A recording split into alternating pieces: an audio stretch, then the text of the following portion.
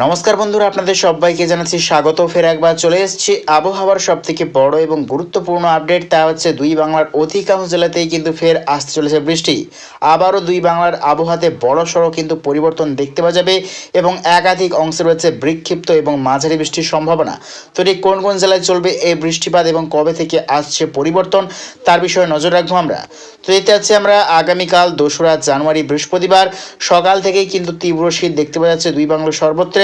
অর্থাৎ আগামীকাল সকাল থেকেই কিন্তু শৈত্যপ্রবাহের সতর্কতা রয়েছে। দুই বাংলার বিভিন্ন অংশে দেখতে পাচ্ছি তীব্র শীত। সকাল থেকেই কিন্তু ভালো মতো শীত দেখতে যাচ্ছে, প্রায় সকাল থেকে দেখতে পাচ্ছি প্রায় 12 থেকে 13 ডিগ্রির নিচে কিন্তু চলে যাচ্ছে তাপমাত্রা।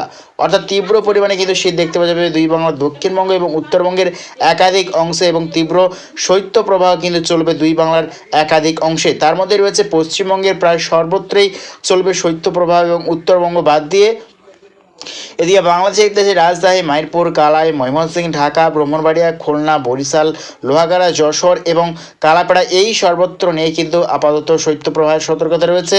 এবং আর উত্তরবঙ্গের যেমন ময়মনসিংহ, দেখতে পাচ্ছি মানে নেত্রকোনা, সিলেট, মৌলভীবাজার এই সর্বত্র কিন্তু শৈত্যপ্রবাহের কোনো রকম সম্ভাবনা নেই। তবে আগামীকাল দেখতে পাচ্ছি দুই বাংলার একাধিক অংশ রয়েছে 12 থেকে 13 ডিগ্রি সেলসিয়াস এবং কোথাও কোথাও 14 ডিগ্রি সেলসিয়াস রয়েছে বাংলাদেশের অধিকাংশ জেলাতেই। অর্থাৎ আগামীকাল থেকেই কিন্তু বাড়বে শীত দেখতে পাচ্ছি আমরা, এবং কতদিন চলবে এই শীত আমরা দেখে নেওয়ার চেষ্টা করব। তো দেখতে পাচ্ছি আমরা কিন্তু 7ই জানুয়ারি মঙ্গলবার পর্যন্তই কিন্তু থাকতে চলছে এই শীত। তবে দেখতে পাচ্ছি 7ই জানুয়ারি ঠিক দুপুর বা বিকেল থেকেই কিন্তু আবহাওয়াতে বড়সড় পরিবর্তন আসতে চলেছে। দেখতে পাচ্ছি আমরা দক্ষিণ দিক থেকে কিন্তু প্রেসার শুরু হয়েছে, দক্ষিণ দিক থেকে কিন্তু হাওয়া বইতে শুরু করছে দেখতে পাচ্ছি আমরা দুই বঙ্গের দিকে। তারই মধ্যে দেখতে পাচ্ছি আবহাওয়াতে কিন্তু অনেকটাই তাপমাত্রা বৃদ্ধি হবে, এবং উত্তর দিক থেকে দেখতে পাচ্ছি আমরা উত্তর পশ্চিম দিক থেকে কিন্তু এগিয়ে আসছে প্রচণ্ড পরিমাণে মেঘ বৃষ্টি দেখতে পাচ্ছি আমরা। উত্তর ভারত অর্থাৎ দেখতে পাচ্ছি নিউ দিল্লি, লাহোর, ইসলামাবাদের ওপর থেকে হয়ে প্রচণ্ড পরিমাণে কিন্তু মেঘ বৃষ্টি এগিয়ে আসছে। বিহার পাটনার ওপর থেকে হয়ে দুই বঙ্গের দিকে কিন্তু ক্রমশ এগিয়ে আসছে।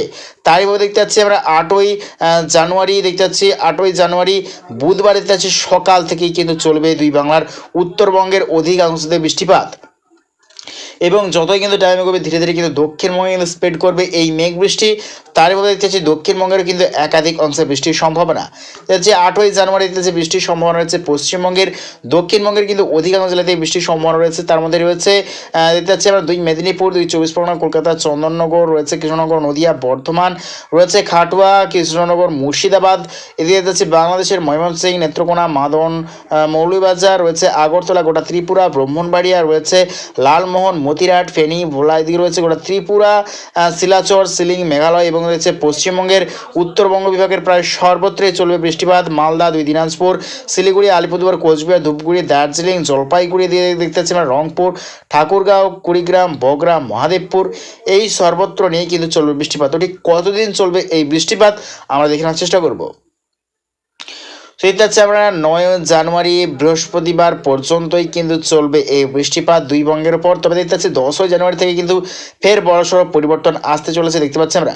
উত্তর দিক থেকে কিন্তু 10ই জানুয়ারি থেকে কিন্তু ফের তীব্র পরিমাণে শীতল হাওয়া কিন্তু বইতে শুরু করছে, এবং ধীরে ধীরে কিন্তু প্রচণ্ড পরিমাণে শীতের কিন্তু সম্ভাবনা দেখতে পাওয়া যাচ্ছে। আবারও কিন্তু 10ই জানুয়ারির পর থেকে কিন্তু হাড়ে কাঁপানো শীত জমজমাট আমেজ দেখতে পাওয়া যাবে।